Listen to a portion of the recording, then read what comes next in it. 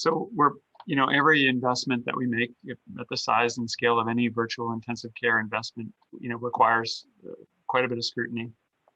This one was an interesting one because initially we were looking at it, okay, well, we had the same experience with the aggregation of data and the remoting of that data, and we understood the value.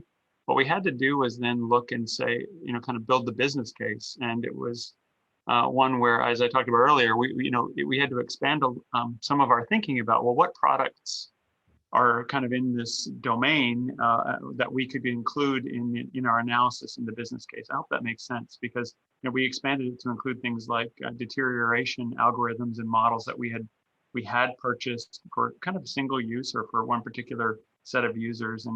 And when we did that, as we understood the capability of the integrations that we were going to implement, the business case kind of started to make itself. And that was the pitch. The pitch was, hey, we can invest in this remote physiological monitoring solution. It will, exposes alarms and waveforms and all the things that others have been talking about. It allows us to remote them to our virtual intensivist, and it allows us to build the alarms and models on top of it, which we've done with you. And so that has been that was kind of the fundamentals of the business case from a start to finish, is recognizing, boy, this looks really powerful. How do we sell it? To then identifying all the things that it could potentially be part or be part of the business case, and then building that business case and selling that business case.